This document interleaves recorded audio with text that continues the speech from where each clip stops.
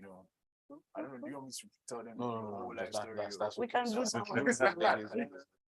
The compliments are already Also with us, we have too kind. Mr. Kweku Adoboli, who's an investment manager. So we have people who know what they're talking about. with Graduates us. and grad ones. We're not just here to have a. You know, I it's think, not I just a think, conversation. I know. It's not- Yeah. I know, we know what we're talking about, and we live here more than we did before we got here. So that's why we're here.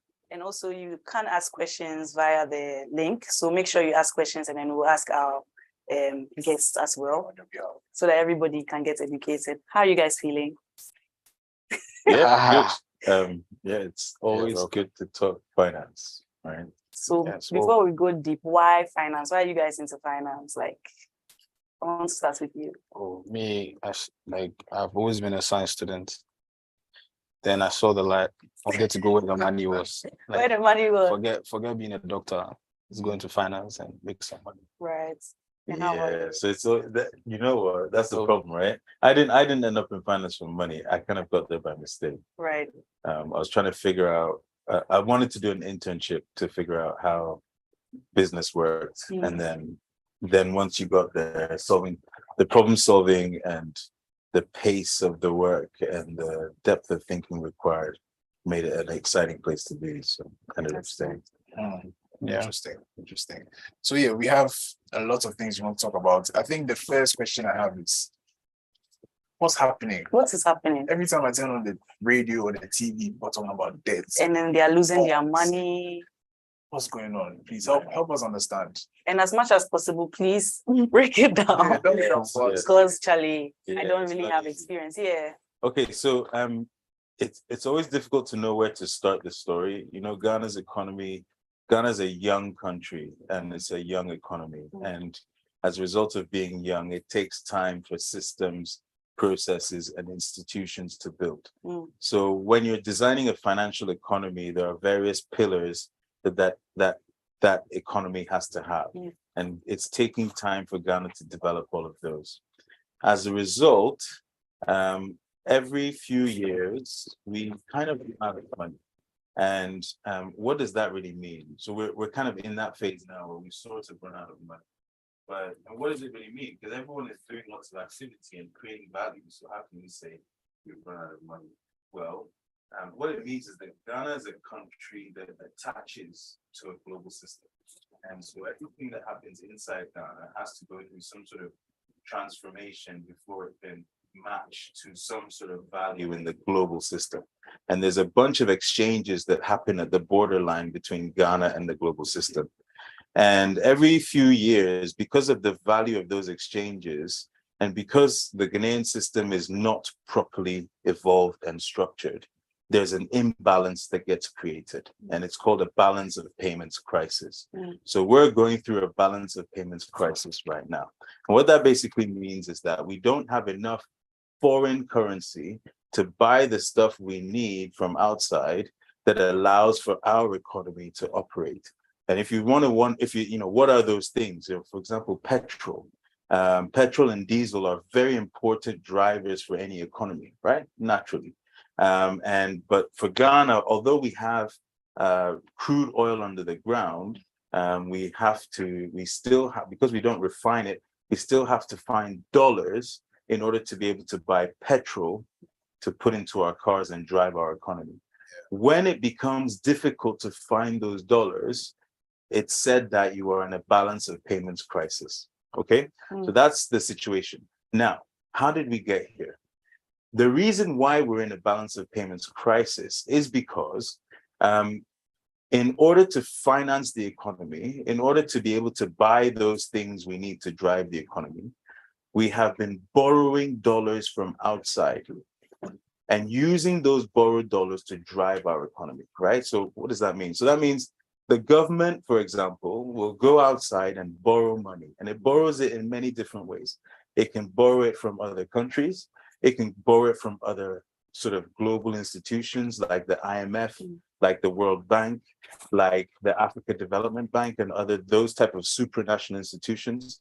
Or it can borrow from the market in the form of Eurobonds, or in the form of Ghanaian local currency debt or CD bonds. Yeah. There's a range of ways in which the government borrows money.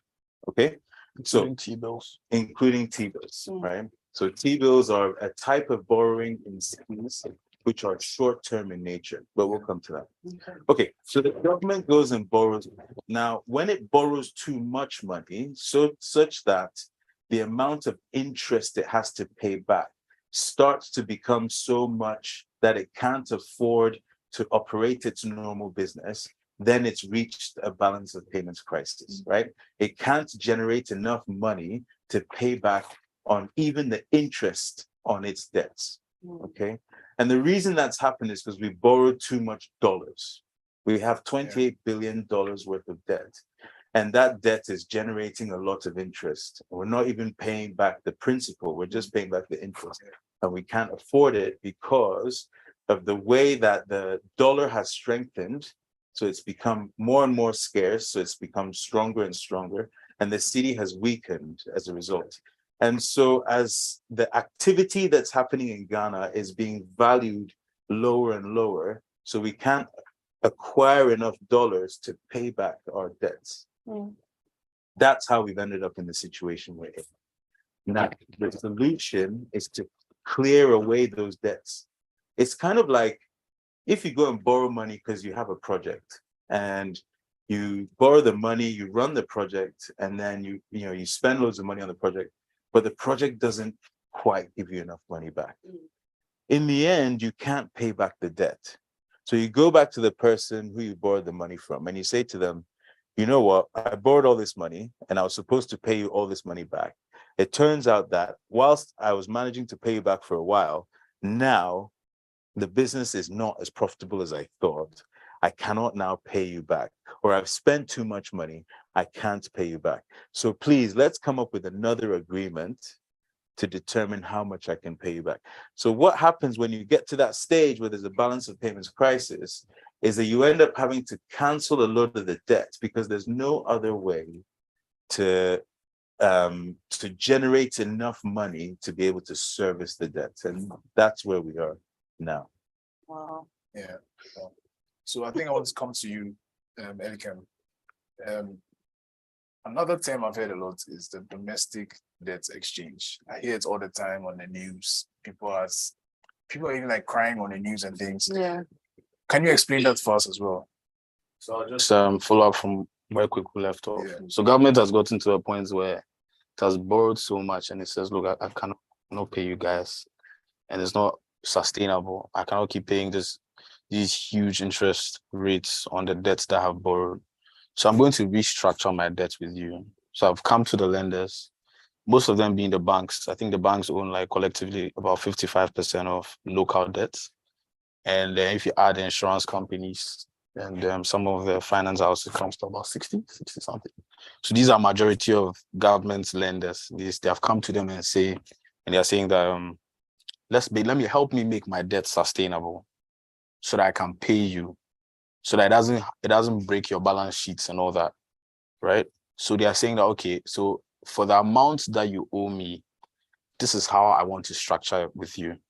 This is how I want to be able to pay you. And I'm assuring you that if we structure it like this, I'll be able to pay you back. So they are saying that give me the old debt, give me my old debt and I'll exchange it for a new one that is sustainable, right? So that's basically what the domestic debt exchange program is. So you're exchanging the old unsustainable debt with high interest rates for like new ones that government believes will be sustainable. Yeah, just to add, the reason why the debt exchange program has become necessary is because we're going through this process with the IMF. The IMF is trying to help. It's the way in which we fix these balance of payments crises.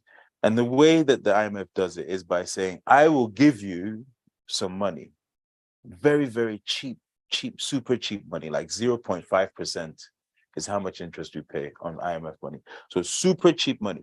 Now that money is actually the profits of the big nations in the IMF who are earning loads of money. They all put that money into the fund. and that becomes available to the weaker nations when they get these balance of payments crises. So IMF comes along and it says, okay, we're going to give you some money, but in order to give you the money, you need to do these steps to achieve sustainability. So they did some analysis and they said, your debt is unsustainable because you're currently spending 105% of your GDP paying debt. So everything that Ghana produces every year, you're spending that plus an extra 5% just paying back your debt. So therefore, their debt to GDP is too high. You need to reduce your debt to GDP. So they come along and they say, how are you going to do that? So the Ghana government went along, they found some consultants, and they said to the consultants, right, can you guys help us figure out how to get debt sustainability? How do we reduce our debt to GDP from 105 down to 55? And how do we reduce our debt service to GDP? So how much money we spend every week or every year compared to how much we produce? How do we reduce that amount of money down to 18%? So basically saying for every for every one CD that the Ghanaian person produces, we're only going to spend 18 pesos on debt. That's the goal. So they went to these consultants and they said to the consultants, how do we do that? And the consultants came back and they said, right, you need to, first of all, along with the IMF, you need to reduce your debt exposure first by changing the structure of the debt. So they came up with this debt exchange program as the plan for how to change the structure of the debt. And that, as Elikem has explained, involves exchanging the old debt and giving you a new instrument that has completely different terms. And the terms are that basically the government of Ghana used to pay 21% interest, right? So if you gave 100 cedis to government, every year you would get back 21 cedis before your principal, right? And now the government is saying that that is unsustainable, and it genuinely is unsustainable. And we'll explain why in a minute. But the government is saying that's unsustainable. So we want to reduce it all the way down to 9. So now for every 100 cedis the government borrows, they'll pay 9 cedis interest. And the reason it's unsustainable is this. The government's job is literally build roads, bridges, hospitals, and schools. A company that builds roads, bridges, hospitals, and schools does not generate 21% profit. It cannot, right? It generates like 5. So how can you expect your government, who builds roads, hospitals, and schools, to generate 21% interest every year? Because if it did that, then after 4 years, it would have had to double the money in order to be able to just pay you back, right? Yeah. So that's clearly unsustainable. The government, number one, if it was a business, would not be capable. But number two, it's really hard to generate 21% interest. Only very higher risk endeavors generate those type of returns. And so what the government is basically saying is, Charlie, it's no longer sustainable for you to expect us to pay you 21% interest. We still need your money though, right? Because we can't run the government without your money. So we'll still borrow from you, and the money that you've already lent will protect your principal, but we're going to reduce the amount of money that we pay you from 21 down to 9. And then we're telling you that we're not going to give you your money back. That 100 cedis you invested, you're not going to get it back for like now another additional 15 years, right? So that means that instead of getting the 100 cedis back in like 2 years' time, which is what you're expecting, now you're going to add another 15 on top. So you get it in 17 years, something like that. And that reduces the pressure on the government to find that money to pay the people it owes, which creates fiscal space for it to be able to do the things it wants to do, like building roads and schools and hospitals, right? So that's where we've got. In order for the government to go back to being a functioning government again, it has to cut back the debt, tell all you guys that it can't give you your promised repayments, and you're not going to get the money back for another 15 years. And that will allow the government to go back to being a functioning government. Okay, I have a question. Okay, why is why you think you know? No, my question is quite simple. As you said, our government is basically building and making roads and then doing certain things that will make it unrealistic for them to pay.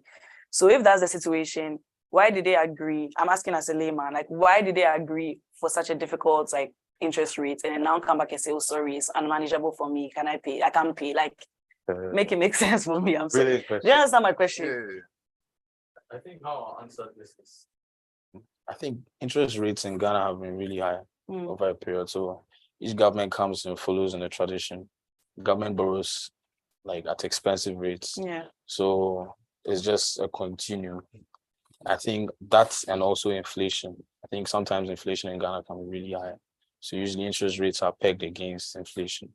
So if I bought something for 1 CD today, next year I have to buy it at 120. It means that if I'm going to lend money to the government, I have to lend it higher than 20% so that inflation doesn't beat me.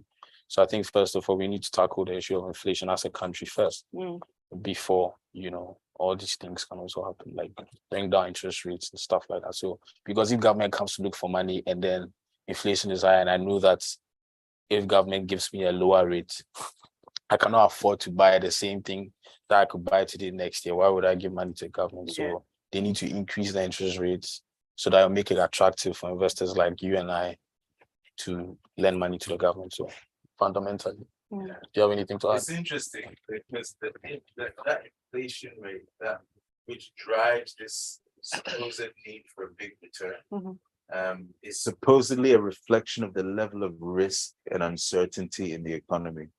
And of course, it's quite circular because the uncertainty and risk is when you reach the point of being balance of payments unstable, right?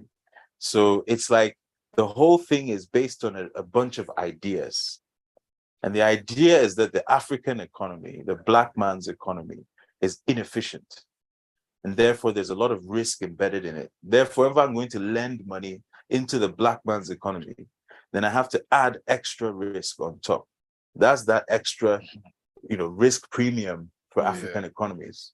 Now, the problem with that is it's the addition of the risk premium itself that ultimately means that the devaluation happens. If I have to pay an extra 10% because you priced it in, when I pay that 10%, it'll reflect in the price, right? Because there's an outflow from my pocket to you. And so the valuation will drop because I just paid you. So because there's 10% bedded in to the price, extra risk for African bonds, there is then this inflationary effect because there's a devaluation that happens because you're paying away too much value, right? So it's kind of annoying because I listened to Elikem and he's giving you the answer because we answer our job is to basically answer the question on the exam paper, right? But the exam paper is flawed, right? And the reason we're in this situation is because there's a bunch of old agreements about what is fair when we're dealing with Black environments and what is fair when we're dealing with post-colonial countries. And those agreements are unfair, but they're bedded into the way the system works. And that's why we end up always persistently back in this place where you're paying out all this value, restructuring, taking a real beating and a period of uncertainty that allows for outsiders to take advantage, right? The chaos allows opportunities for others to take advantage. This time around, the government has taken a set of steps kind of to say we want it to work out differently, right? And for it to work out differently, we have to restructure the whole system. And the first step is cutting the interest rates down from 21 to 9. Because when you do that, then you make sure that the money that was previously going to government no longer goes to government, but feeds into the economy instead. And in a way, the government is basically saying that the old system of sending all our money to government, more than 73% of money created in pension funds and insurance companies was going to the government. The government is saying no longer should that be the case because actually the rest of the economy is being starved of money. If you think young people need to create businesses, young people need to get investments, old people need to invest in their children, in the younger generation, but they're not doing it because they're giving it to the government to get 21%. Easy money, right? The last 3 year bond that was issued. Mm-hmm. You're not 29%. Right. Wow. 30%. 30%. But that Okay. money should be going to young people to do real stuff that creates real value, that creates jobs. Then the profit goes back to the person who made the investment rather than it going to government. And so the change that's happening is ultimately in order to affect that structural change. This time around, it's different if we follow through. So are you suggesting then, because I've seen some people say it as well on social media and on the news and things, that this may actually end up being a good thing for us because we are restructuring our debts and everything. And like you said, we are kind of dealing with a system, global financial system that's kind of racist and has neo-colonial ties and all these types of things. So if we do go through with this plan to restructure our debts and everything, if say after people finally get their principal back in 15 years, would you suggest that this will leave Ghana in a better place? I think that in order for it to leave Ghana in a better place, a number of other things need to happen, right? So if you just change the price of the bonds, but then you don't restructure the economy, so you don't intentionally find ways to create massive productive extra capacity in the economy. If you don't do that, then you will simply go back in 6 years' time when the next government is running into its second cycle. You'll simply go back again to IMF to borrow more money, right? But if you actually change it so that you find ways to strengthen the CD structurally by making sure that you don't get outflows of value creation in Ghana going out. So you have to stop people who come here to make profit. You have to stop them from taking that profit away, because that profit is actually value inside Ghana. So every time you take it away, we get a devaluation. So first of all, you have to stop them doing that. And that stopping them shores up the CD, because it means that you don't have to find dollars to help people take their profits away. So the first thing is we have to change the conceptualization of what this place is. This place is not somewhere where white people can come and get their oil, get their gold, get their lithium and go. If we continue to accept that that's what this is, then you'll be back here again. The government will be begging you to restructure again, canceling debt, all those things. But if instead you say, okay, so there's loads of young people who are really bright, like you guys, look at this, right? Who are creating real value. We got to keep that value inside Ghana. And then we have to create stuff that you guys, when you create value and get paid, can spend money on. So you spend money on things that's created in Ghana. So instead of sending your money out to buy Nido, Milo, Coca-Cola, you're buying stuff that's made in Ghana, then you're basically giving your money to the other guys who are also in Ghana. They then get some profits, and then they spend it on the advertisers who then give you guys money. So you create a circular economy. If there's leakage in the economy, then you always get back to this balance of payments crisis, because what? You're sending all of your profits out. And the restructuring is basically saying, number one, we're stopping how much of money goes out. But number two, we're trying to make sure that the money that gets inside is reinvested in productive capacity inside, so that young people are not sitting at home anymore, but they're actually, doing stuff, creating ideas, implementing the ideas, valuing the ideas, collecting money for those ideas, and then creating value in the economy. Right? So it's a structural. It's a fundamental structural change. Like it's like changing the Ghanaian dream. No longer is it, let me go to London and da da da da da. No, it's like, if you create value in Ghana, then the value multiplier effect is way better. So stay here and do it. So it sounds like we are almost trying to change the whole culture, basically, of Ghana, essentially, because, like you said, there's a Ghanaian dream, which is to say work outside and come here for holidays, because like, you come and spend your foreign currency here, and that's where you're living life. That's exactly. So has there been similar, like, yeah, has there been similar instances of this in other Already. countries Yeah. like ours, who are trying to detach ourselves from that international dependence type of thing? Like, Or has this situation happened in Ghana before and it didn't work, and I'll come to rebrand and say, hey, this time we're going to do the right thing? Because these are like concerns. There's an average amount of time like government. I think it's 3.9 yes. Yeah, it's 3.1 actually years. 7 years. Every 7 Yeah, years. so we've been 17 times to that. IMF, yeah. So we've had this whole we're coming to restructure thing happen multiple times before. Yeah, so like yeah. back in 2000, I think it was 2002. It was the Yeah. EPIC initiative Yes. where they cancelled our debts, All our debts. and we went down to like 10% debt to GDP. It was happy days. And then what happened? We found oil. As soon as we found oil, we started to get more debt because we basically, as soon as we found oil, it meant that we had room to collect acquire more debt because we could service that debt.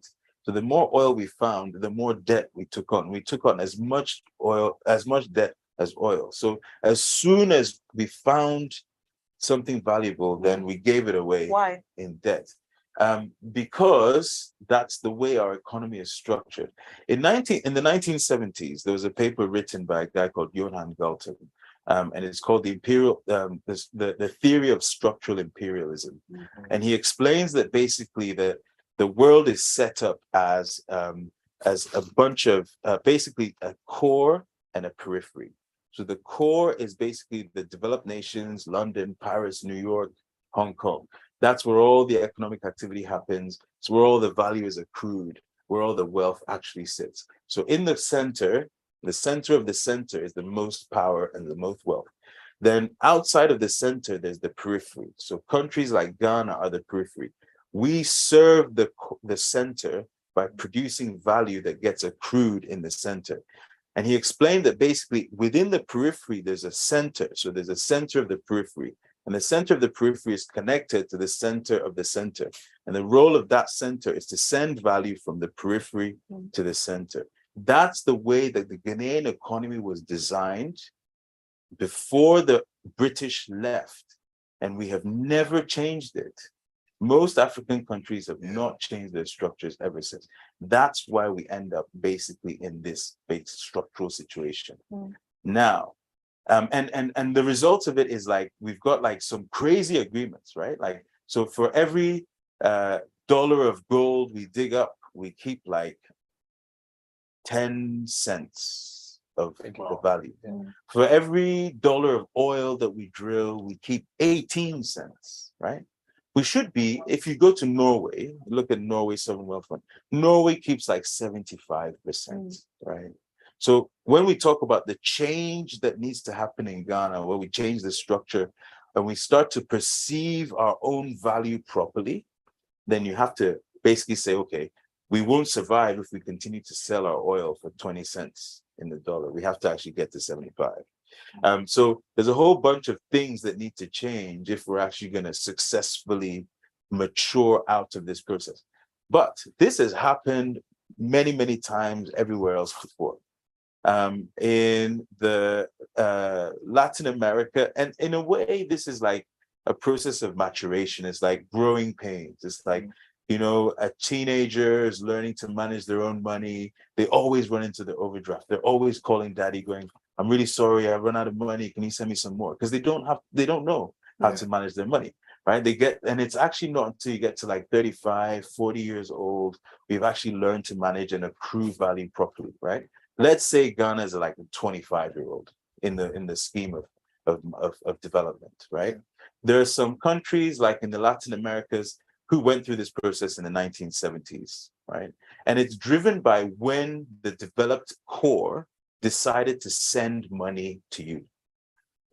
For us, they decided to start sending money to us in like 2015, 2016, 2017. And there was a massive big hose of money that got sent to Africa, right?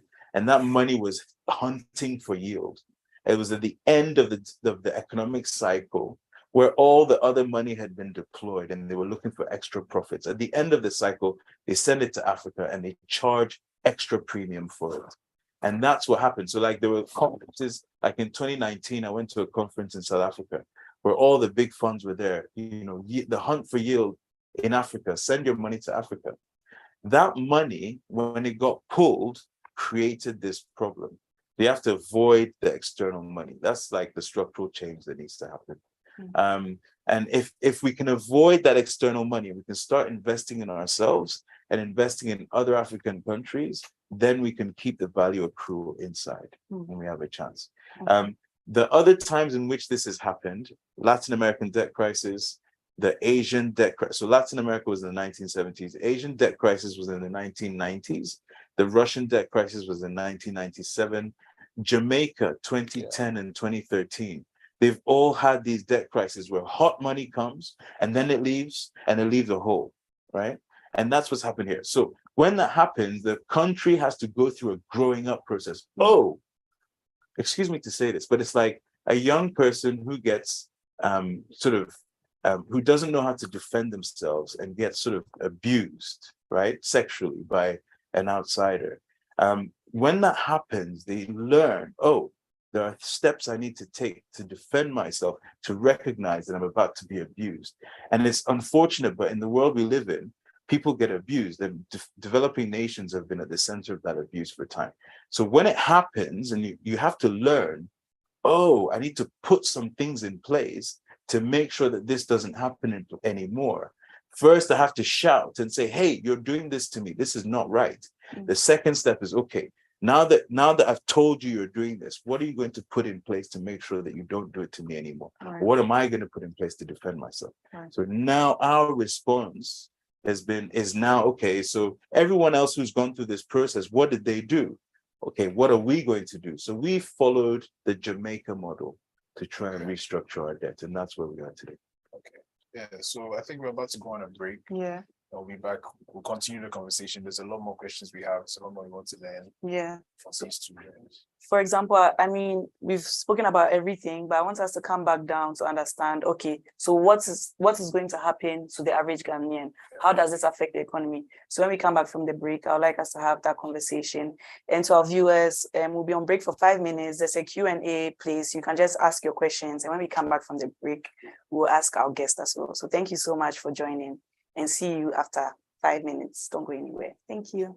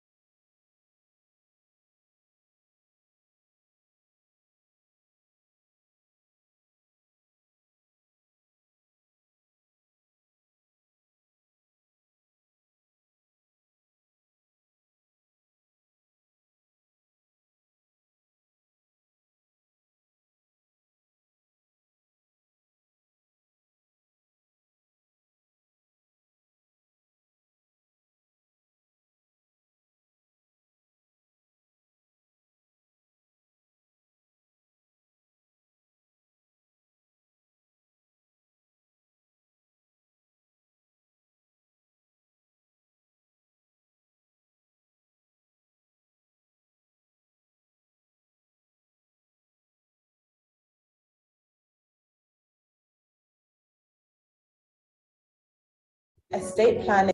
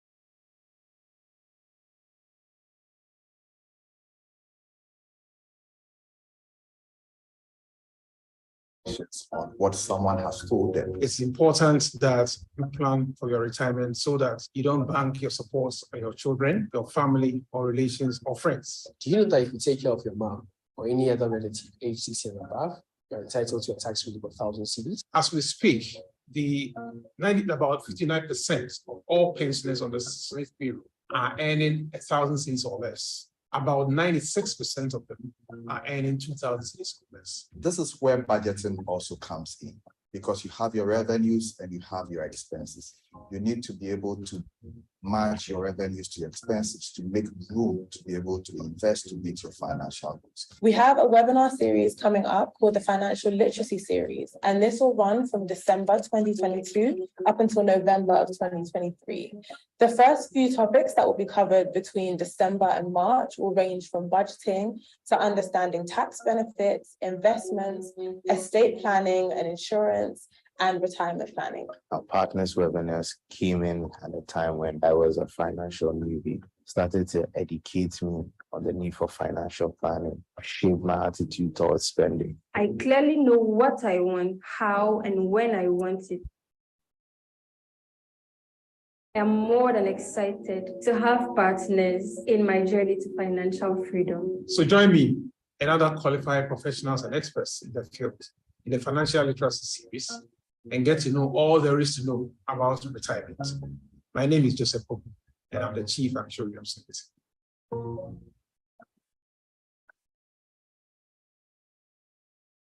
Hi, my name is Dillis and I work with Partnerz. Here at Partnerz, we help people acquire knowledge to better their financial life. And we do this through the use of our webinars. One of the major problems when it comes to investing is people investing without a plan. A lot of people base their investment decisions on what someone has told them. It's important that you plan for your retirement so that you don't bank your support on your children, your family, or relations or friends. Do you know that if you take care of your mom or any other relative aged 60 and above, you're entitled to a tax relief of 1,000 cedis? As we speak, about 59% of all pensioners on the slave bureau are earning 1,000 cedis or less. About 96% of them are earning 2,000 cedis or less. This is where budgeting also comes in, because you have your revenues and you have your expenses.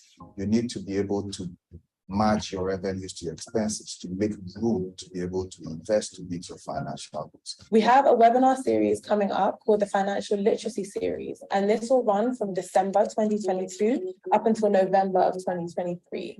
The first few topics that will be covered between December and March will range from budgeting to understanding tax benefits, investments, estate planning and insurance, and retirement.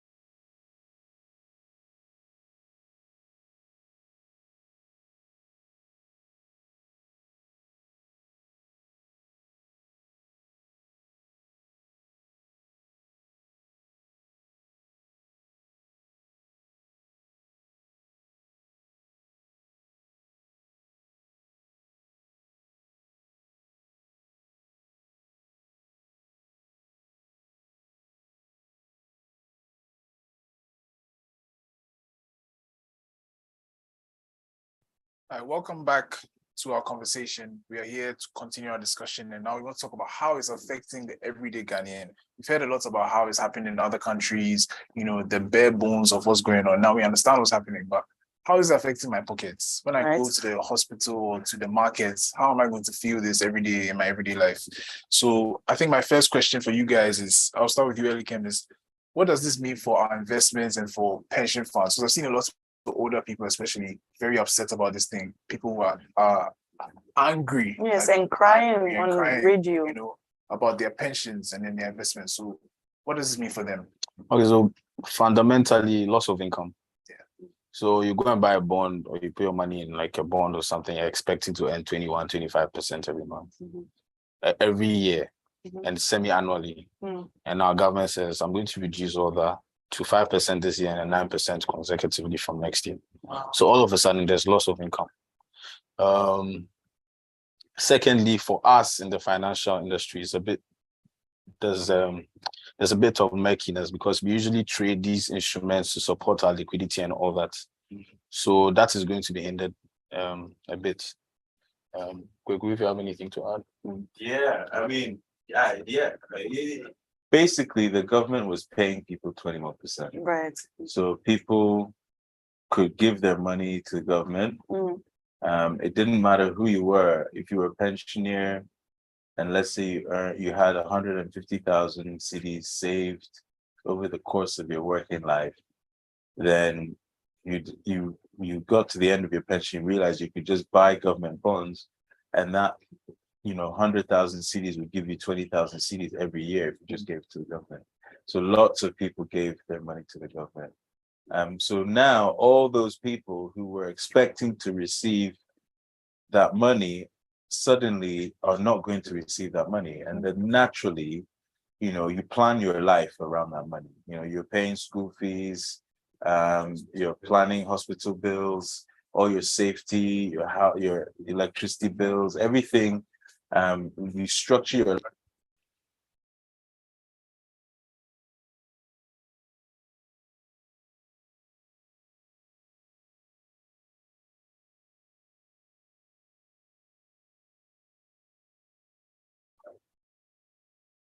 ready? Okay.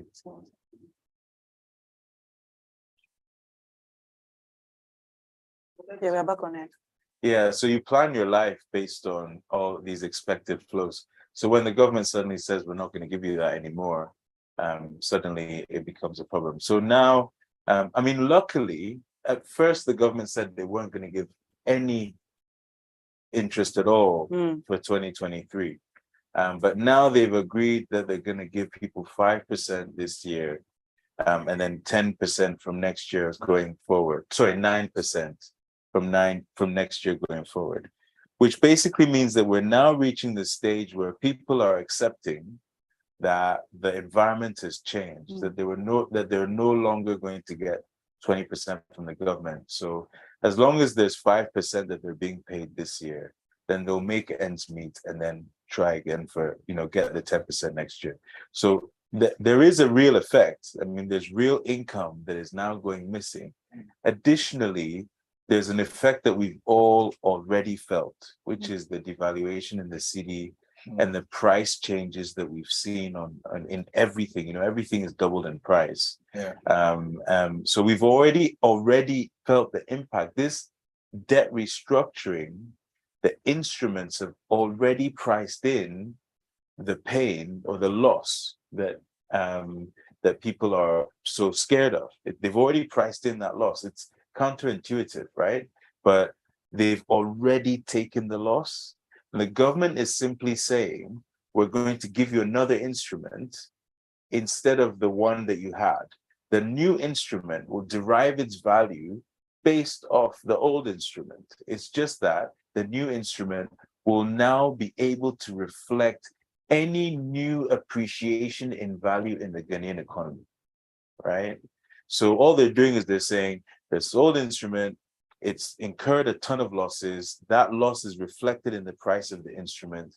We're now going to exchange it for another instrument that will reflect the price of the old instrument, but gives you the opportunity for the upside when the economy re-rates. That's where we are. Okay. So let's just take some of the questions from our viewers. I think this one, you've already answered it, but I'll just ask so that the person gets understanding. And one person said, thank you for the explanation of the domestic debt exchange from an interest of 21% to 9%. But my question is, who will bear the risk, the remaining 21% difference? Is it the government, 12%, sorry, is it the government or the investors? So they want to know what happens to the remaining amount. It's the investors. So it's the investors who are taking the hit. And the way that the government is doing it is, first of all, by telling you, instead of giving you 21 cedis for every 100 every year, it's going to give you 9. That's the first thing. The second thing, and so it's basically saying, I'm giving you less than half of the money I was giving you every month, right? Yeah. So you're getting less interest. Not only that, but I'm not going to give you your 100 cedis principal back, right? 15 years. For now, instead of giving it to you back in like 2027 or next year or 5 years from now, which is what really it was going to be, instead, now you have to wait an additional 15 years, That's right? additional to the. Starting from 2027. Oh, okay. Right. Okay. So starting from 2027, going out, it'll pay, those bonds will now give you a little bit of your premium back each year, principal, sorry, back each year. But basically, by holding your money for longer and giving you less interest, that it's the investor who is taking the hit. Okay, another question that is related. I think you've already answered it as well, but I just want them to see their questions answered step by step. What money are we not getting back for now?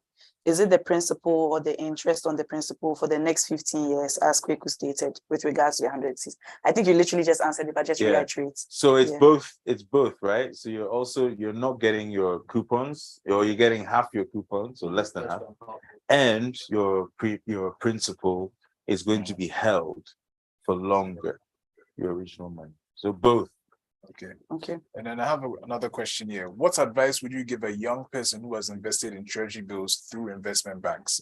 Should the individual go and withdraw his or her money, or wait till the 15 years and take the money? Elikem, can you answer? T-bills are not part of the exchange. For now. What?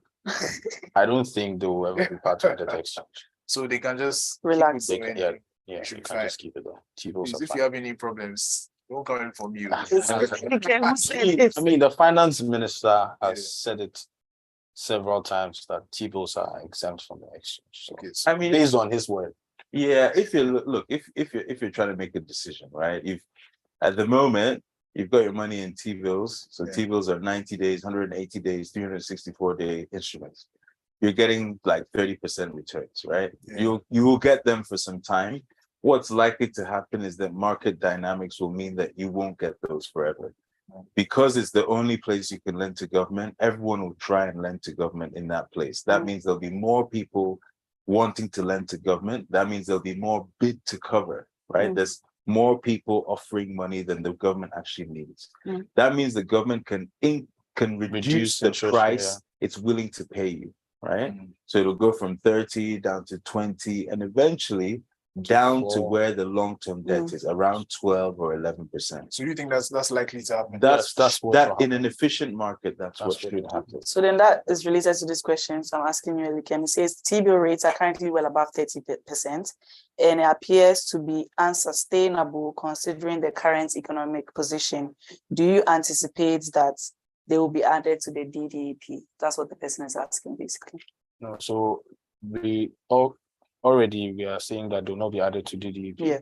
But regarding the sustainability of interest rates, like we could just said, when there are lots of demand for the government's T-bills because of the drop in number of instruments that you could put your money in, it will bring down the interest rates because even like T-bills they are auctioned. So government gives it to the lowest interest rate, the lowest cost first.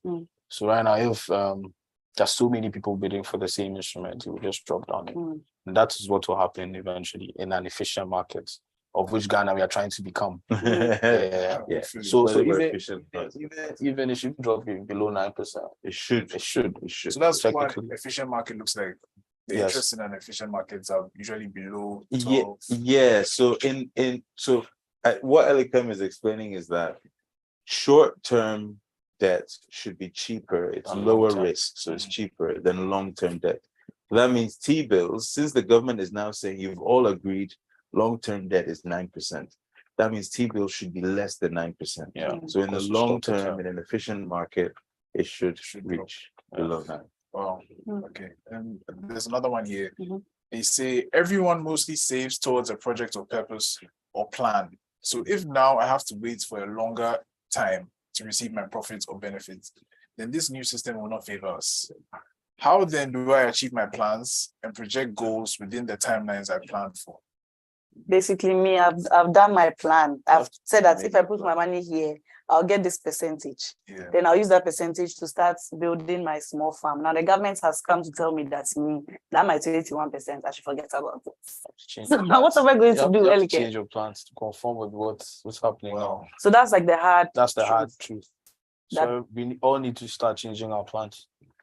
Because so it's basically we all have to sacrifice to achieve this ideal vision of Ghana becoming a more sustainable economy. And yes, that's exactly it. That's exactly it, right? Yeah. So if you set off, let's say you are set off to restructure an economy, the first effect of that restructuring is a cost. Whenever you try and change something, you have to pay for the change first. And politicians don't like actually changing things because it means that they don't win elections. So it's very hard for a system to actually affect change through political choice. So what actually ends up happening is if you don't make the right changes, the system ends up skewing to one side so far that it forces you to change.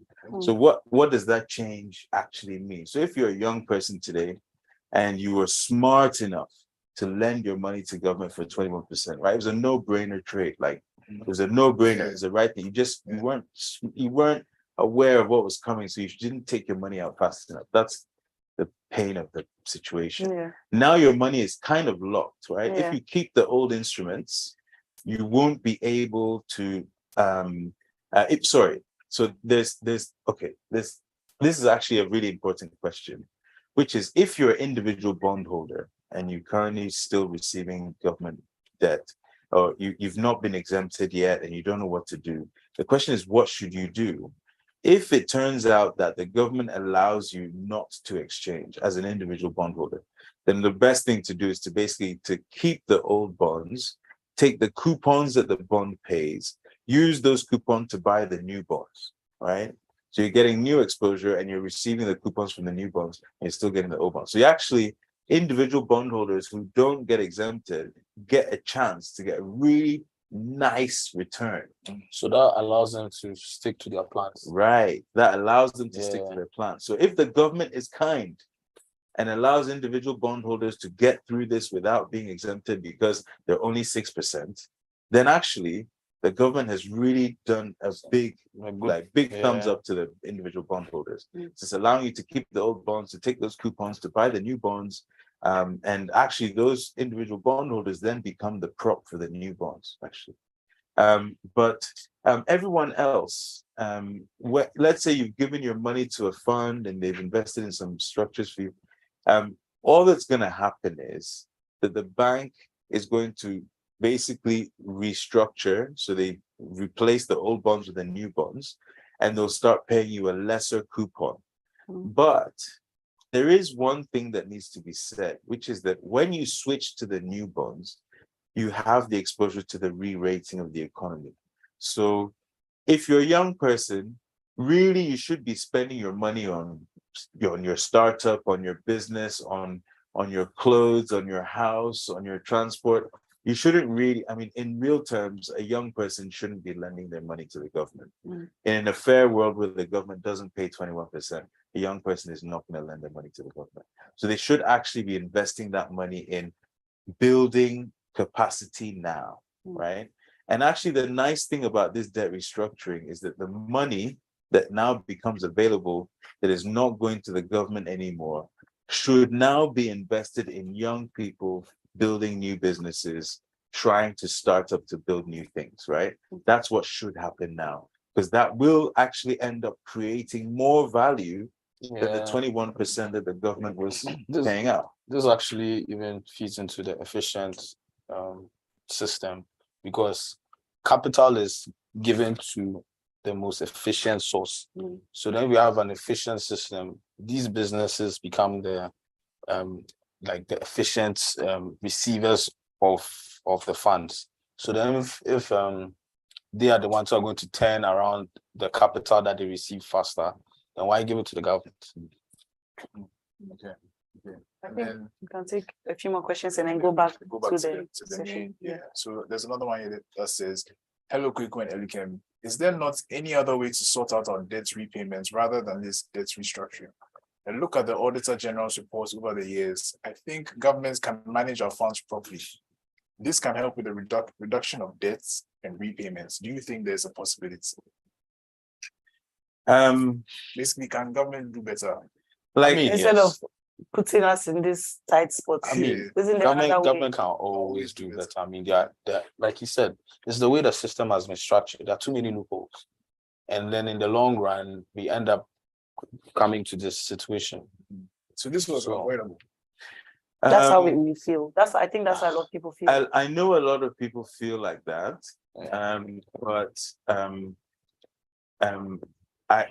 I think that people need to really, really, really think deeply about what is happening, right?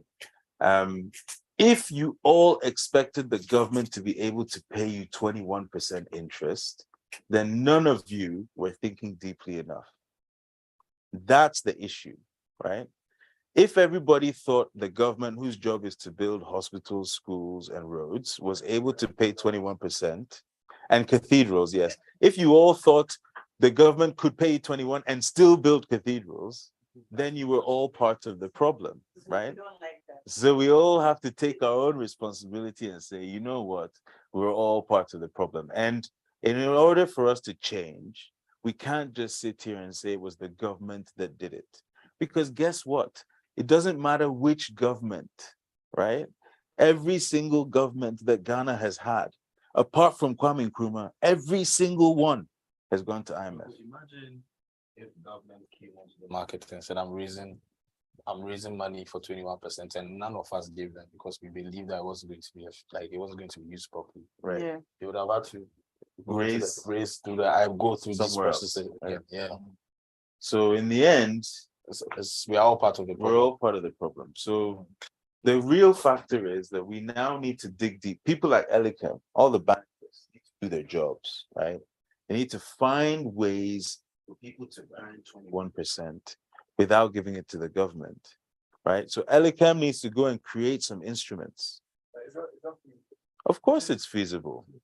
Finance, listen, finance is an endeavor of the imagination, right? It's a way to codify what you want the society to be, right? So if you say this is where we want to go, then you have to sit down and think, okay, how do we manage our financial and funding flows to achieve that long-term outcome, right? What institutions and processes do we need to build? The first one that we need to build now is, since the government can no longer collect money and pay 21%, we need to find a way for Elicam to raise that money to then invest in the corporates who will do the work, building the roads and the bridges and things that will generate the profits that he will then pay back to the investors. Elicam needs to build the instruments that will then finance the SMEs, the small and medium-term enterprises, and so medium-sized enterprises who need money. He needs to find those instruments. Because he can't earn 21% from the government anymore, there's now an incentive for him to actually go and do that work. Charlie, they respond. That's right. Yes, that's right. So let's take one more question from the audience, and then we'll get back to the main. Okay, so kind of a little bit off direction, but still I think it's a valid question. My same question. I have this question myself. So if I was asking, what is my best bet as a risk-averse person who wants to retire early? So right now, what am I supposed to do if in an economy that seems very shaky? I don't know. Right now, people are saying the T-bills, the percentage is going to go down. So now, what am I supposed to do? Because I feel like at first the T-bills and the bonds were advertised as a smart way to invest your money so you can retire early, as you were saying. So I even want to add it to another person's. Someone asked about something concerning like land. That doesn't make sense to sort of put your money into things like land. Before we even started, I was saying gold. Like, what are the safe ways by which we can protect our money now that the economy seems very fluid and volatile? Like, we don't even know what to do. I mean, there are quite a number of questions. Ask yourself before you put your money somewhere. How long?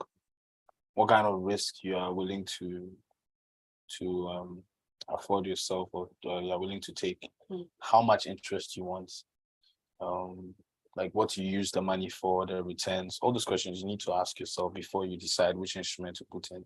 If you want to invest your money for a short period, a week, 2 weeks, 3 months, T-bills are currently the best form of instrument to put your money in, because they are short terms and stuff. But if you want to go into land, then you're doing long term. If you want to buy land and then store for a while, then you're not thinking of the next year or probably the next 2 years. You're holding out for a while. So these are some of the questions that you can ask yourself before you go into anything. And I think that a number of Ghanaians usually don't like reading before they put their money into some instrument. Or probably most of what we did was hearsay. Oh, this fund is doing well, take your money there. We don't really even know where the fund is putting your money into. All you know is you're giving your money to some bank or something, but you don't know what the bank is using the money for. We need to educate ourselves about where we are sending our money to. I'll give you this typical example. I have clients in the US, I have clients in the UK, and I have clients in Ghana. Ghana will tell you, I just want to buy FD. Give me the rates, 6 months or something. But before the person living in the US or the UK will give you their money, to ask you tons of questions, sometimes days. You have to convince them before the money comes. So I feel that based on this experience, I've just come to realize that a lot of us don't usually, we are not curious about where our money is going or what our money is going to be used for.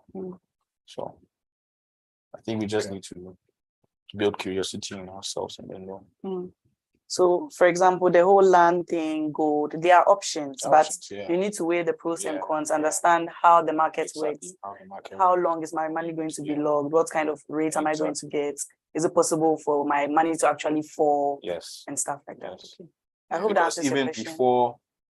Before this, sometimes I feel that this what's happening now is blessing in disguise in some ways, because before this, nobody knew that if you buy bonds, the value of a bond will go down. Yeah. But that possibility has always been there. We have known about that. Now people know that if you give your money to government, the value of the bonds fall. Yeah. Then you're reducing your principal. Even your principal can go down by margins. This is what I mean by Ghana's like a 25-year-old, right? Yeah. I mean, we're still learning. Yeah. We're still learning how this stuff works. Stuff. But yeah, that was a really good question, because it's answered one of the questions we had prepared for you. So now I want to ask you guys, what can people do to protect their existing savings and investments? Like what should I, if I've bought some bonds, because there's people who have bonds like quite a few different institutions, and now they're losing their minds. What can someone like that do to protect their investments at this point? Well, first of all, you have to understand that the losses have been incurred, right? And the instrument you're holding already reflects the loss that you. So there's no way to go back and say, please, okay, just give me my money my back. money back, my principal, then the interest, and then you. Yeah, It's okay, so Okay, I beg you. Can't do that. So no, because I mean, ultimately, even if the government says, okay, fine, you can, we'll let some individuals hold your bonds. It's cool because then they can hold those bonds, but even they won't be able to trade out. They have to hold until those particular bonds expire. I think the thing for people to remember is that there is a secondary market. There's a place where you can go, where you can sell your bonds and pick up cash. The thing is that you can't pick up more cash than the value that's available to you based on the amount of time left before the bond matures. This is the effect of the government's directive that everyone has to mark to market, right? The bonds have to reflect the market price. It means that when you go to sell your bond, the further you are away from the maturity, the less principal you will pick up, which obviously makes sense, right? That's how the market should work. Yeah. But because of the change of terms and the fact that these new bonds are coming, the old bonds will now start to reflect the value of the new bonds as well, so that you won't be able to trade out of them. So if you currently have old bonds, I think there's two things you can do. You can gamble that the government will allow you to get your money back by exempting you, right? If you miss the deadline, which I think is on Tuesday, you gamble that the government will exempt you. If you don't accept it and the government doesn't exempt you because it says, Charlie, we don't have any money left, which is highly likely, right? The government has said we don't have any dollars left. 4 weeks from now, we'll run out of dollars. So we don't have any money to pay our debts. So if you gamble and the government says we can't pay you, then you now have an instrument that is worth nothing, right? If you exchange, then you get an instrument that is, won't pay your principal for 15 years. So it's a lower valued instrument, but you can trade off that instrument in the secondary market and get some of your money. Then you can reinvest that money in other things to get your money back. But I do think that people need to accept that there is a loss. There's a big loss here, and you have to accept your loss. And that's what the government is trying to say. Like, unfortunately, the deal that we had was wrong because we promised to pay you too much. We can't pay you, so we pay you less. So you have to kind of take your loss. And ultimately, this is the reality of investing in financial instruments. Even the US government debt, which is the ultimate risk-free rate, was restructured. They went through a debt default in 2011. So even the US, the biggest, most secure financial asset in the world, the government debt of the US, defaulted. So if that isn't truly risk-free rates, how far Ghana? Yeah. Right? Okay, so then I have a question. So does that mean that we are falling into a recession? Are we falling into a recession? Good question. Because It feels it's like I feel everything like is I'm in a recession. coming down, everybody is slow, money is not in the system, we are kind of poor. Like, is there a recession? In school, they teach you that there are a number The of things teachers. that will happen before a recession. Before you Yeah. declare a Yeah, recession. recession. So Yeah. you need to see Technical declaration. what two successive economic troughs or Two something. successive quarters of negative Negative growth. With the And negative it's growth, it supposed feels to like be- for a long time. Yeah, It feels but- negative. But we don't have negative growth. Yeah, it doesn't like so 2.5%. I think our GDP came in at 3.4% Yeah. in I have a question. Q4. Are we the ones who calculates the GDP or there's an Yeah, we Independent- calculate. So we have an Office of National Statistics. okay. and Ghana that- National Statistics one. yes. So are we how confident? Can they calculate it well? So they- Get it. I'm sure they are. It was like an independent instrument that would calculate the GDP for us. Yeah. Since we are the ones doing it ourselves. Yeah. So I mean, there are as well things. There are rules and processes, and you know, although we criticize our government a lot, we criticize ourselves a lot. Yeah. We're actually way more skilled and talented than we allow ourselves. You know, I actually do believe that, yeah, we have people here who are talented, you know, they qualified as well to, you know, to be in these sectors. But sometimes it feels like, especially with like the inflation rates, I'm seeing that Ghana's inflation is, let's say, 40%, but it's not 40% in my pockets. Yeah. Right. You know what I mean? Right. So I'm like, right. are these figures being massaged? Yeah, Right. just It's a that we great keep our question. head above water. It's a Yeah. great question. To some extent, they are. And you know, statistics professionals will clearly show you how it's possible for some results to come within a range. And Yeah. you know, we're naturally going to push towards the more sustainable edge of the range. That's to be expected. It's the same everywhere. Governments everywhere will manipulate the numbers in their favor. It's by the definition of the science. Yeah. But it's true, and it's absolutely true, right? Like, you know, the things that you normally spend your money on have all doubled. Yeah. Genuinely doubled. Cocoa, KK, petrol, everything doubled. Yeah. So how, if it's doubled, are you telling me that it's only gone up by half? Exactly. Right? Like that doesn't seem right. Yeah. So it seems like there's some elements of the inflation basket. There's a basket of goods that they measure, and the change in price of those goods is what they use to determine inflation. And somehow that basket of goods seems to be reflecting not quite 150%, which is what Right. we're really feeling, Yeah. right? But I think in the end, governments have a role to control panic.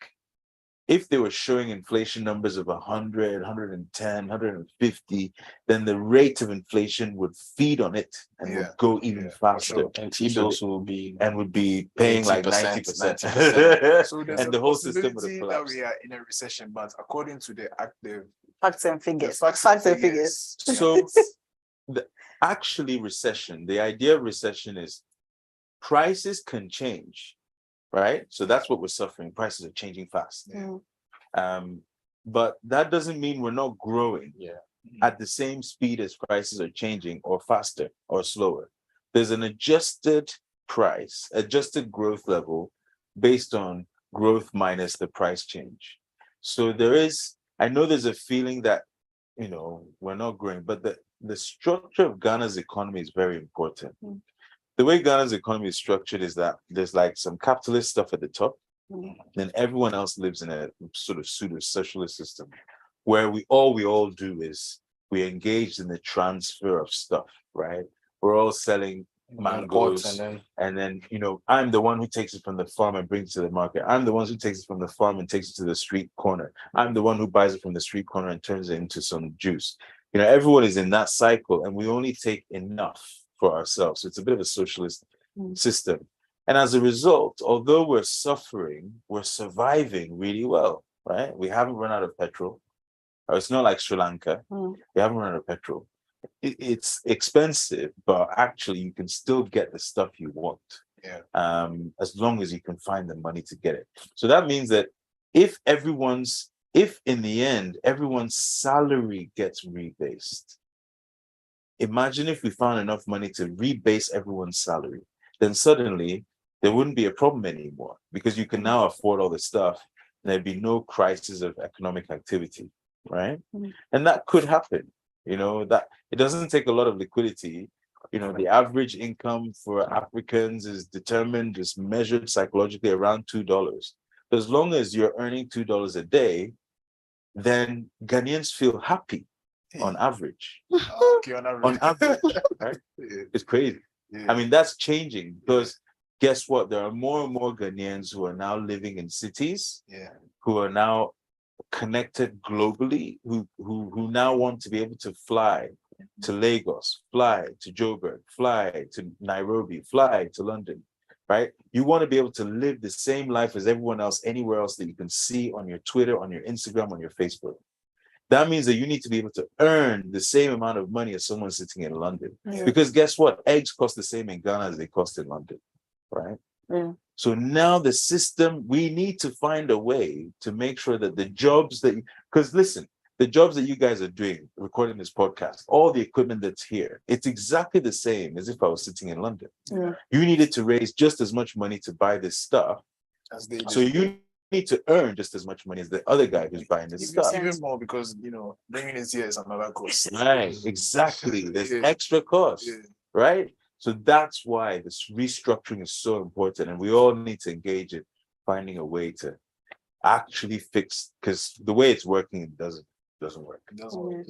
So I want us to go on a break again, but before that, I want to ask one more question. Elika, I'm asking you. My question is, how do we understand the calculations involved?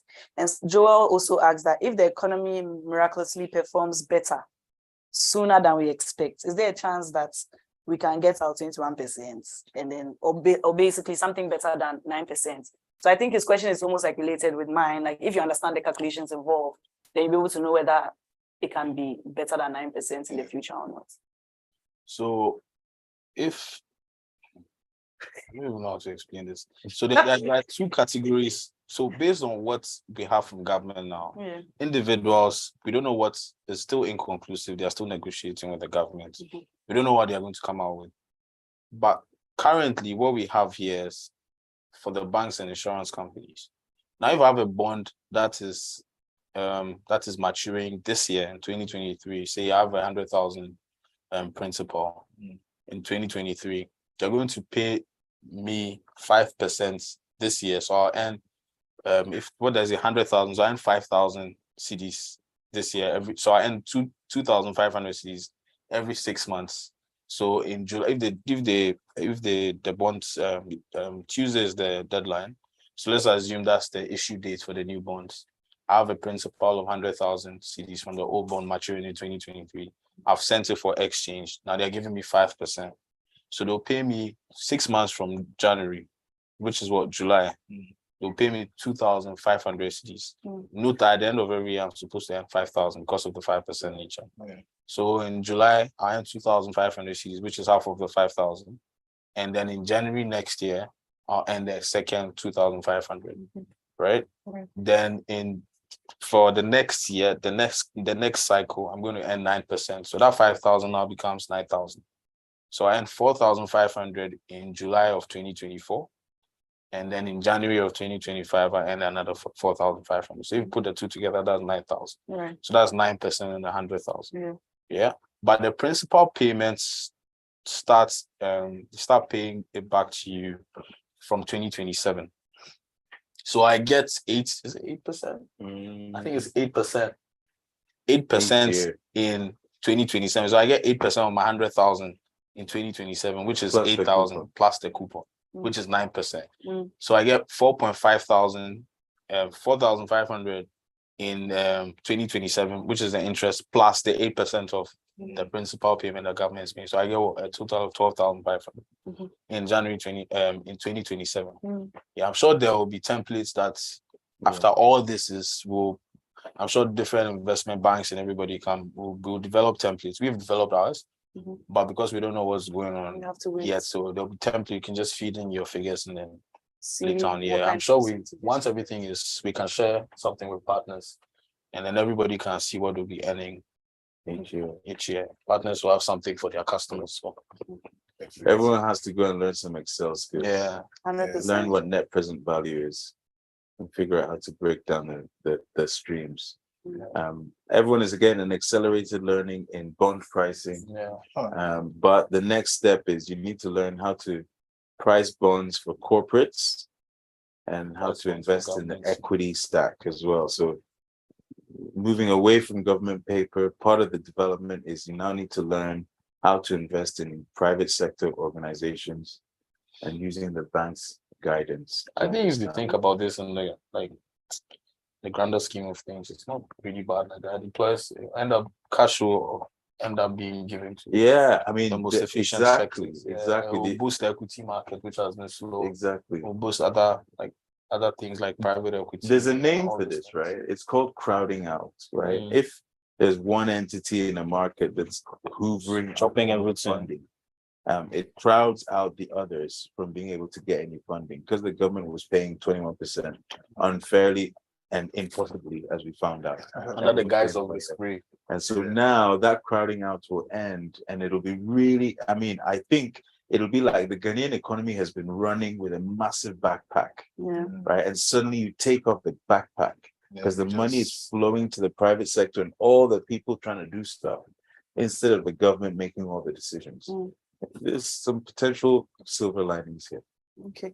So at least we have partners and then the series to help us through the layman's like Mizu, at least series like this will help us really understand what's happening in the financial environment of our I country. mean, after this, you're no more layman. Yeah, Charlie, right now after this, I can open my own consultancy. When I go out, the way I'll be talking. We'll be different vibes, giving them the facts and figures. Exactly. Yeah, so we're going on a short break. We'll be back in 5 minutes and then we'll tackle all the other questions and wrap up.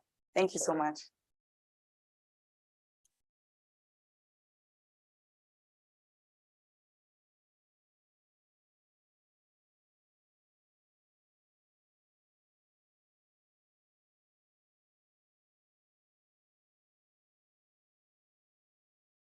Man's discipline. I am more than excited to have partners in my journey to financial freedom. So join me and other qualified professionals and experts in the field in the financial literacy series and get to know all there is to know about retirement.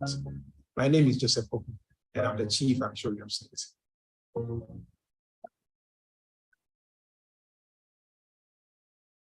Hi, my name is Dillis and I work with Partnerz. Here at Partnerz, we help people acquire knowledge to better their financial life. And we do this through the use of our webinars. One of the major problems when it comes to investing is people investing without a plan. A lot of people base their investment decisions on what someone has told them. It's important that you plan for your retirement so that you don't bank your support on your children, your family, or relations, or friends. Do you know that if you take care of your mom or any other relative age 60 and above, you're entitled to a tax relief of 1,000 cedis? As we speak, about 59% of all pensioners on the Smith Bureau are earning 1,000 cedis or less. About 96% of them are earning 2,000 cedis or less. This is where budgeting also comes in, because you have your revenues and you have your expenses. You need to be able to match your revenues to your expenses to make room to be able to invest to meet your financial goals. We have a webinar series coming up called the Financial Literacy Series, and this will run from December 2022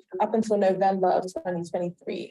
The first few topics that will be covered between December and March will range from budgeting to understanding tax benefits, investments, estate planning and insurance, and retirement planning. Our Partnerz webinars came in at a time when I was a financial newbie, started to educate me on the need for financial planning, shaped my attitude towards spending. I clearly know what I want, how and when I want it, and that clarity commands discipline. I am more than excited to have partners in my journey to financial freedom. So join me and other qualified professionals and experts in the field in the financial literacy series and get to know all there is to know about retirement. My name is Joseph Poku, and I'm the Chief Actuary of State.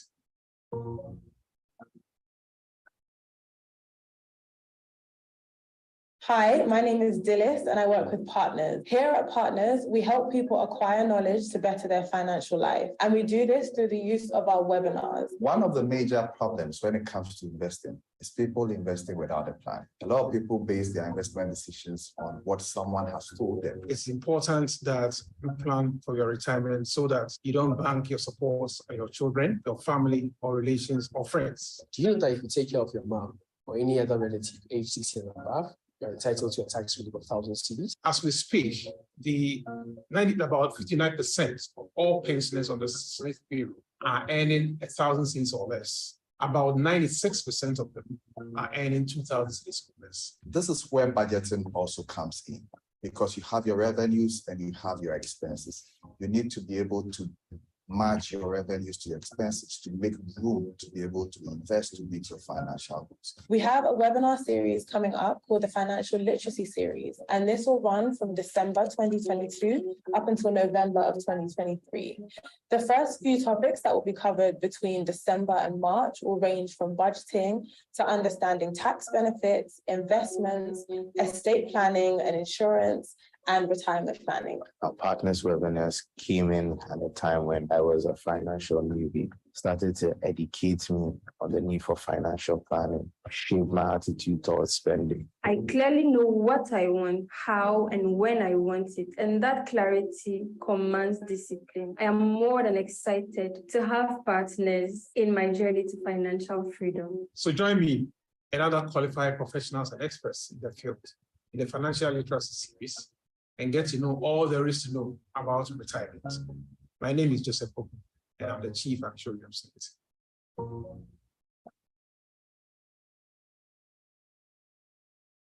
Hi, my name is Dillis and I work with Partnerz. Here at Partnerz, we help people acquire knowledge to better their financial life. And we do this through the use of our webinars. One of the major problems when it comes to investing is people investing without a plan. A lot of people base their investment decisions on what someone has told them. It's important that you plan for your retirement so that you don't bank your support on your children, your family, or relations, or friends. Do you know that if you take care of your mom or any other relative aged 60 and above, you're entitled to a tax relief of 1,000 cedis? As we speak, about 59% of all pensioners on the Smith Bureau are earning 1,000 cedis or less. About 96% of them are earning 2,000 cedis or less. This is where budgeting also comes in, because you have your revenues and you have your expenses.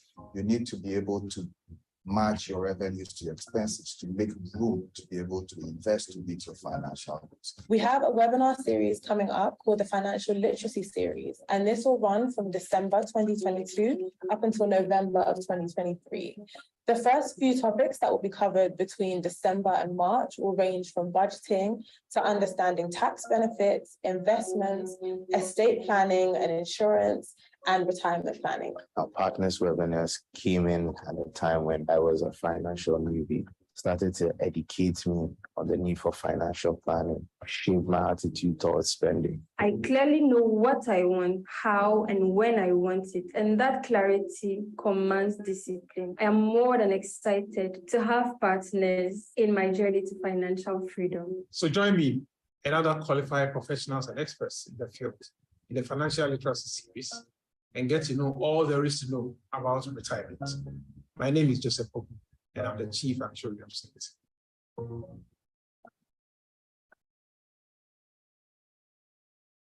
Hi, my name is Dillis and I work with Partnerz. Here at Partnerz, we help people acquire knowledge to better their financial life. And we do this through the use of our webinars. One of the major problems when it comes to investing is people investing without a plan. A lot of people base their investment decisions on what someone has told them. It's important that you plan for your retirement so that you don't bank your support on your children, your family, or relations, or friends. Do you know that if you take care of your mom or any other relative aged 60 and above, you're entitled to a tax relief of 1,000 cedis? As we speak, about 59% of all pensioners on the Smith Bureau are earning 1,000 cedis or less. About 96% of them are earning 2,000 cedis or less. This is where budgeting also comes in, because you have your revenues and you have your expenses.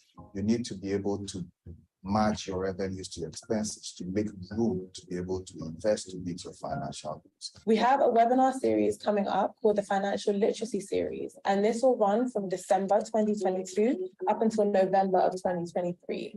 The first few topics that will be covered between December and March will range from budgeting to understanding tax benefits, investments, estate planning and insurance, and retirement planning. Our Partnerz webinars came in at a time when I was a financial newbie, started to educate me on the need for financial planning, shaped my attitude towards spending. I clearly know what I want, how and when I want it, and that clarity commands discipline. I am more than excited to have partners in my journey to financial freedom. So join me and other qualified professionals and experts in the field in the financial literacy series and get to know all there is to know about retirement. My name is Joseph Pope, and I'm the Chief Actuary of State.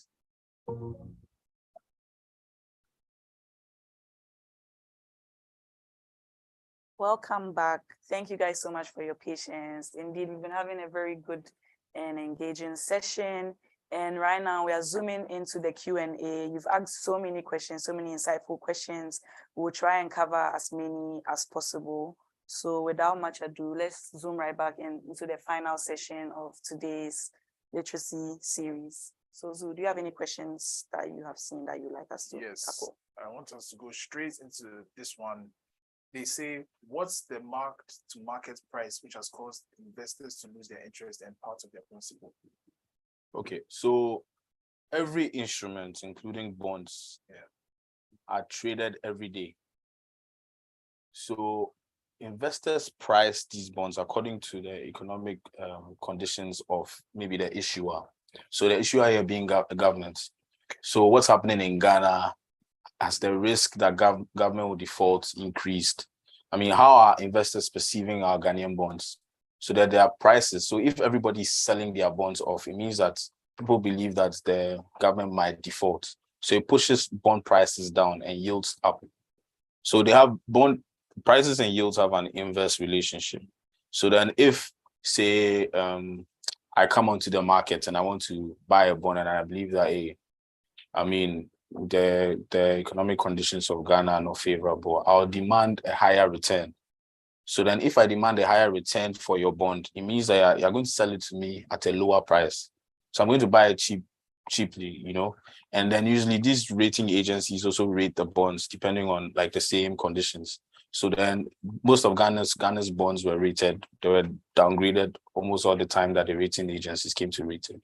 So it went further to say that, there's a likelihood of default. So then return should be higher.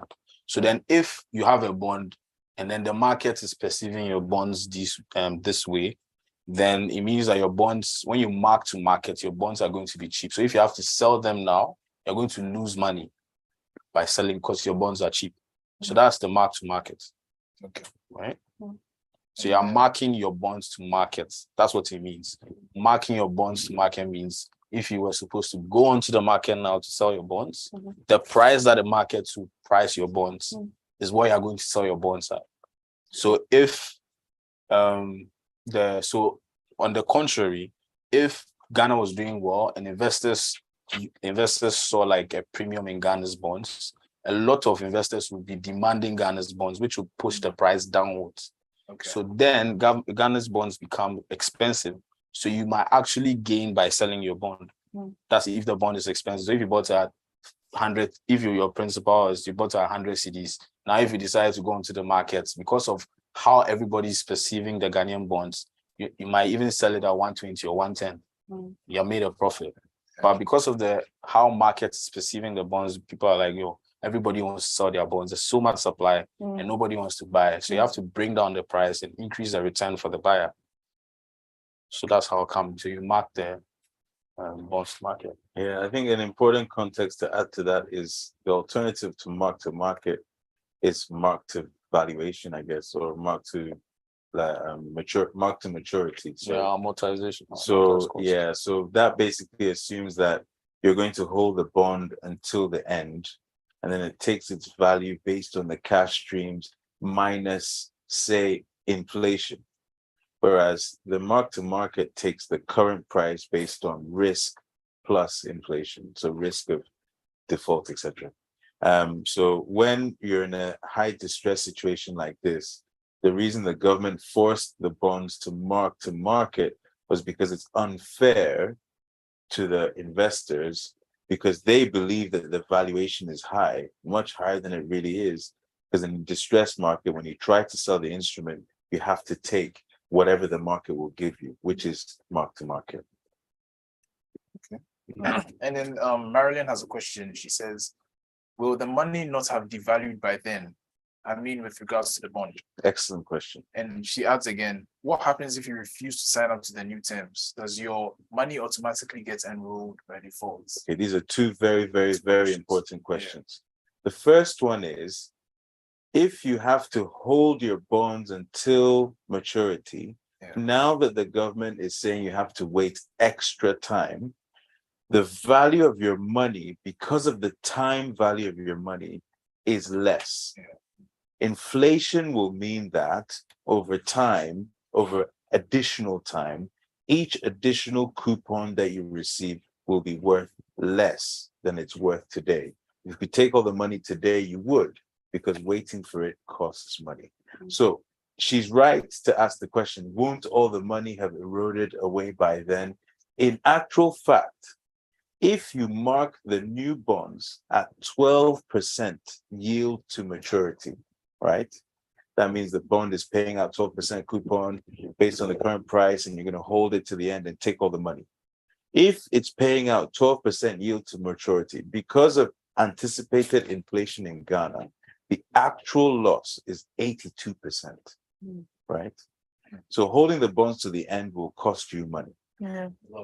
That means that you have to think about what to do in accepting whether to exchange or to hold your current bonds.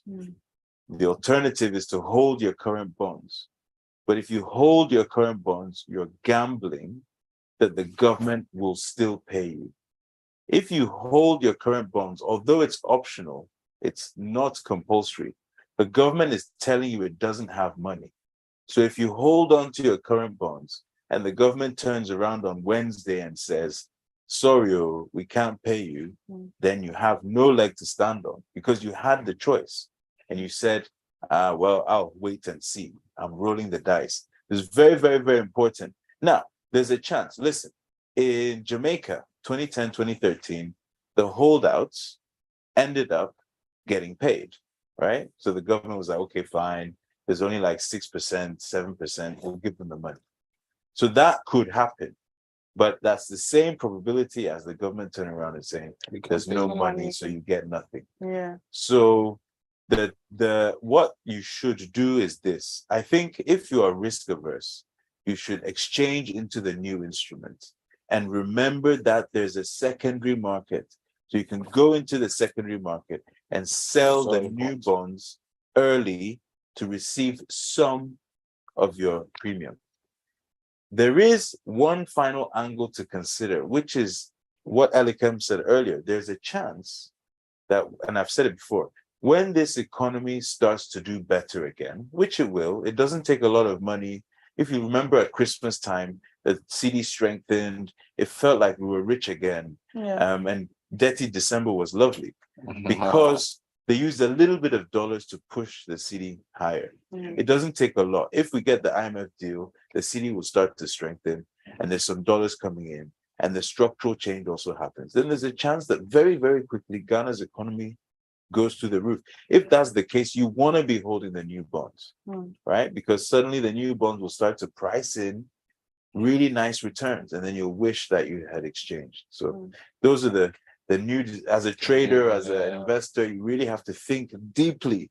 Do I want to take the risk that the government will turn around and say there's no money, so you held out, therefore we're going to default on you anyway? Because if the government defaults on the holdouts, let's say there's 15% of them, the government can say, hey, we gave them a chance to restructure, they chose not to, so it's not our fault. I don't feel bad about it, right? So that's the choice that now investors have to make. It's a big risk, it's a difficult one. Even with the bond, the whole thing, the whole structure within the bond thing, they are saying that you volunteer to exchange your bonds. So if you don't volunteer and then they default, they'll tell you that I told you to volunteer. Right? It's voluntary, Actually, the voluntary thing is important. There's one other aspect of voluntary which is important, which is that because everyone is voluntarily choosing the new price, it creates stability for the new price. So when the government turns around in 6 months' time, 12 months' time, 2 years' time and says, I want to make some new bonds, I want to borrow some more money from the market, it will say, well, the price we're offering is 9% because all the bondholders accepted voluntarily to re-rate from 20 to 1 to 9. So that's the new price. So actually the voluntary bit, the voluntary bit is very important. They just want to You get all accept everybody's buy-in. You all accept it. It's very important. Okay. Do you want to should I ask a question? I'll ask. I'm just really soaking everything in. I'm really excited to be here because everything is finally making sense. So I just want to say thank you so much to our guest. So another question is from Derek. He said, is this exchange program supposed to help the country to be a sustainable economy, or we are here because of mismanagement? That's one question. I feel like we've already answered it, but let's go to it again.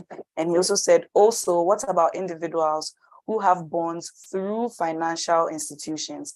Are they managing investments for individuals who can't buy individual bonds? So that's the question that he was asking. So you can take one each, I guess. Yeah. I think I'll take the second one. Okay. Touch on the first. Okay. So the first question is, sorry, asking Are we if we are here because are of we here because of mismanagement? mismanagement? Yes. I think it's a bit of both. Yeah, I mean, the very simple answer is it's a bit of both. You know, it's basically the 25-year-old who's discovered that he can get a credit card and it's really nice to spend money on a credit card. So he blows out the limit, right? And it's like, oh shit. Sorry. Oh no, I've spent all my money. What do I do now? Tries and goes and get another credit card, gets another credit card. Oh my God, this is amazing. I got another credit card. And then eventually they start to default on the first payment. They can't afford their payments. Then it goes on their credit report record that they didn't pay. Then all the other creditors are like, hey, give me my money back. Then it goes to the roof. So basically, it's a bit of both. And like we have to learn, our leaders, our people, administrators, civil servants, everyone has to learn to increase transparency and start holding people to account, right? So that people can't just overspend and, you know, leaky money falling off the table starts to end because people are paying more attention. That really needs to happen. So the second question is, if you have invested through a financial institution, what's the ending? Are they managing investments for individuals who cannot buy individual bonds? The financial institutions. Are they managing investments for individuals who cannot buy individual bonds? Well, let me just read the whole question again. What about individuals who have bonds through financial institutions? Are they managing investments for individuals who cannot buy individual bonds? If an individual has a bond through a financial institution, then the individual owns that bond, because they are saying you have a bond through the financial institution. So the system has been set up in such a way that if I go to a financial institution to buy a bond, there's an account that is created for me. It's called a CSD account.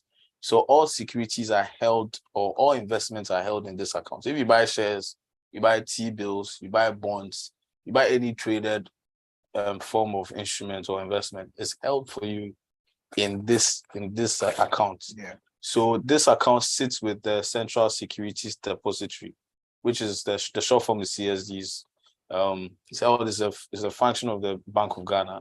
So your securities are stored there. So if you are an individual that has bought a bond from a financial institution, you should go there and ask them for your CSD account number and then your CSD statement.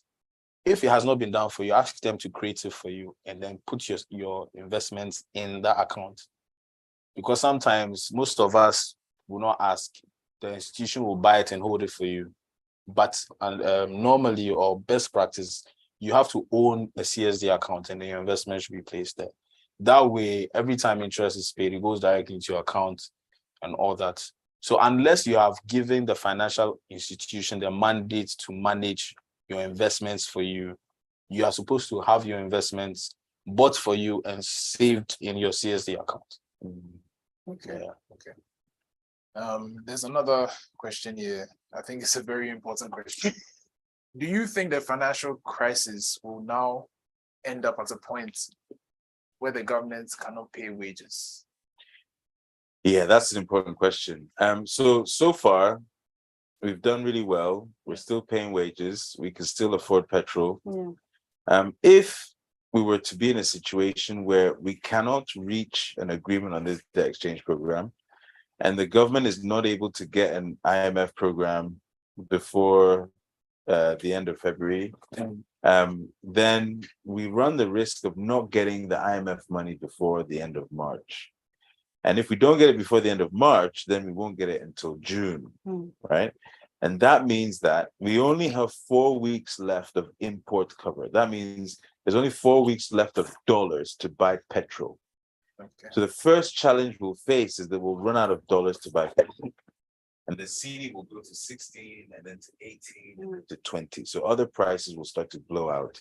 Life will become very, very difficult and much harder than last year, more like Sri Lanka. And then you'll probably get some unrest on the streets. And so people need to sharpen their minds. We've got 2 days left, and we have to the government needs to be able to go to the IMF and say, hey, look, we got 75% or 80%. Because when the local debt exchange has happened, then the external debt holders, the Euro bond holders, will then say, oh, well, the Ghanaian local bond holders accepted what is effectively an 80% haircut, 85% haircut. Therefore, we should expect a very deep haircut too. Then the government can go to the IMF and say, hey, look, the local bondholders accepted the exchange. That means the external bondholders are going to have to accept the exchange too, otherwise it's unfair. And therefore, we have debt sustainability. Please give us the money. If that happens, then they'll keep paying workers. Everything will be fine. If it gets to the point where we can't pay for petrol, Charlie, that's anything. Then that's where the recession starts. Yeah. That's the beginning of Yeah, I think the whole thing is perception. Yes. Once the investors, external investors, most importantly, believe that we are on the path to recovery and they have the right perception about Ghana, then our economy starts picking up. Yeah. They keep dollars in. Yeah. They start buying Ghanaian, the securities again. They start coming in, pumping their dollars in. That way it shows up the foreign currency level of Ghana, and then keeps the city at a good. There's a really important thing to remember about Ghana as an economy. Even though so much value is being stolen and extracted, it's still we're still net positive country. The only reason we get these problems is because we need to be able to find dollars. And when the city gets weak, we can't find the dollars. But actually, we earn enough money to pay the workers and to ride out these types of crises. And indeed, we only are looking for $3 billion. It's petty change.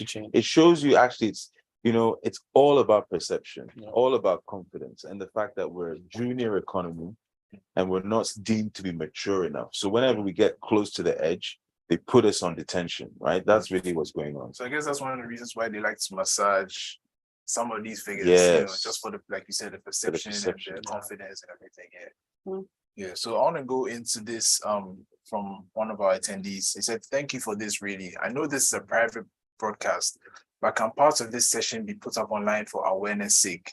Because this has some implied directives for us as a country, from the government to the individuals. And is something for us to consider. And he also said, we'll be glad if you could get a summary, like bullets or points to refresh our memories on the whole session. Okay.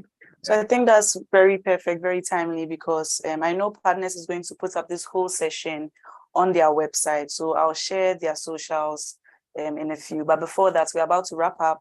Do you guys have any last words? Can you also share your socials? Where can we find you? Maybe some people want to enter your DMs and ask you questions. What are your final words? Just questions. What are your final words? And then, of course, we'll plug the information with respect to Partnerz. If you want to understand this, what we've discussed in detail, the bulletin points are going to be there. Your questions are going to be properly answered there. But do you guys have any final words before we wrap up? I think that the perception should start with us. We should just believe that our country will become better. We should all be custodians of our economy. And then let's believe in what the government wants to. Let's give them a second shot. Wow. And then let's believe, So we should have a very positive perception before the external people should. So I'm not really big on social media. I've had you on my Instagram. Don't worry, just ask your questions on the Partnerz website. Yes, You'll that's be what answered. they'll be Don't worry, answered. don't worry. They'll direct it to you. Yeah. Do you have any last word? Yeah, I mean, I really strongly reflect what Elikem has said. I think Ghana's economy there's a huge silver lining in what is happening right now. Whether by design or just serendipity, we find ourselves in this situation. And it gives us a chance to fix a system that was not working. Yeah. That's the most important thing. Now, all the young people need to figure out how they can contribute to that. There needs to be an army of young people interested in finance, interested in joining the financial defense force that will start to make this country's economy work better, so we can protect our instruments and protect our finances better.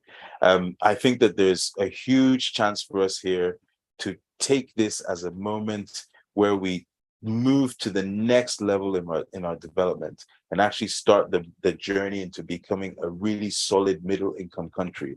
And these moments are very important. If you look at Mexico in the Latin American debt crisis, if you look at Asia in the Asian debt crisis, those countries, Singapore, Hong Kong, they're all doing amazingly well. There's no reason why Ghana cannot be there in 10 years' time.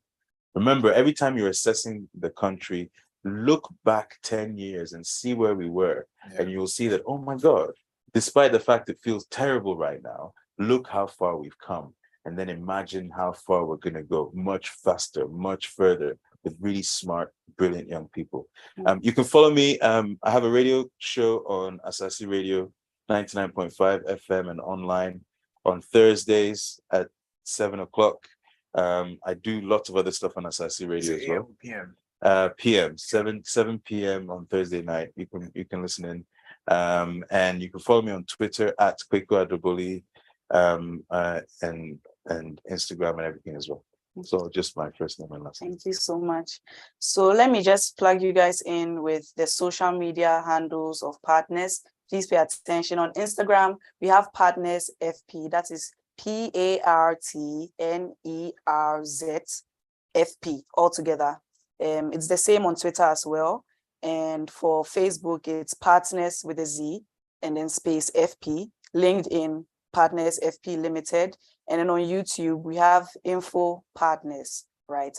And then most importantly, I feel like once you go onto their websites, you can get connected to all of them. So the website is hipartners.com. That is HIPARTNERZ.com. And this is where this whole session is going to be uploaded.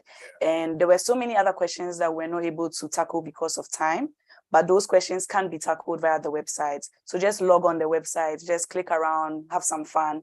And of course, you see the session there. If you have additional questions, you can ask there and they will be answered. So Zu, do you have anything else to add? I think also, yes, don't forget to follow us, Stay by Plan. We have a podcast. If you didn't know, now you know. Yes. It's the best podcast in Ghana. Yes. And beyond. So follow us on social media, Stay by Plan Pod everywhere. That's Twitter, Facebook, Instagram, TikTok, YouTube. And soon LinkedIn. LinkedIn very soon, yes. So just follow us everywhere. This session as well will be uploaded on our YouTube channel. So if you see this, you might be watching this even on YouTube. So yeah, just follow us and stay in touch and we'll keep doing more of this. So yes. This has been very good, very fun, very amazing. And I'm sure everybody's question is, when is the next session? When are we going to have another one? So Partnerz is doing yet another one in February. So make sure you are following them on all social media platforms and going on their websites so you know exactly when in February is happening. Yeah. So on behalf of the Stay by Plan team and Partnerz, we want to say thank you so much for having this conversation with us. Yeah. We definitely are going out of the studio much more wiser, much more positive. Enlightened. Yes, much more enlightened, ready to invest in our economy the right way, asking the right questions. And yeah, it's been amazing. Yeah, yes. Had a great time. And to you, our lovely followers, listeners, webinars, thank you so much for joining, all our attendees, participants, that's the word. Thank you so much for joining. Seriously, this was fun and engaging, and we couldn't have done this without you. So we look forward to seeing you in February for the next session. Thank you so much. Bye. Bye. Dilys, and I work with Partnerz. Here at Partnerz, we help people acquire knowledge to better their financial life. And we do this through the use of our webinars. One of the major problems when it comes to investing is people investing without a plan. A lot of people base their investment decisions on what someone has told them. It's important that you plan for your retirement so that you don't bank your support on your children, your family, or relations, or friends. Do you know that if you take care of your mom or any other relative aged 60 and above, you're entitled to a tax relief of 1,000 cedis? As we speak, about 59% of all pensioners on the Smith Bureau are earning 1,000 cedis or less. About 96% of them are earning 2,000 cedis or less. This is where budgeting also comes in, because you have your revenues and you have your expenses. You need to be able to match your revenues to your expenses to make room to be able to invest to meet your financial goals. We have a webinar series coming up called the Financial Literacy Series, and this will run from December 2022 up until November of 2023. The first few topics that will be covered between December and March will range from budgeting to understanding tax benefits, investments, estate planning and insurance, and retirement planning. Our Partnerz webinars came in at a time when I was a financial newbie, started to educate me on the need for financial planning, shaped my attitude towards spending. I clearly know what I want, how and when I want it, and that clarity commands discipline. I am more than excited to have partners in my journey to financial freedom. So join me and other qualified professionals and experts in the field in the Financial Literacy Series and get to know all there is to know about retirement. My name is Joseph Poku, and I'm the Chief Actuary of Smith.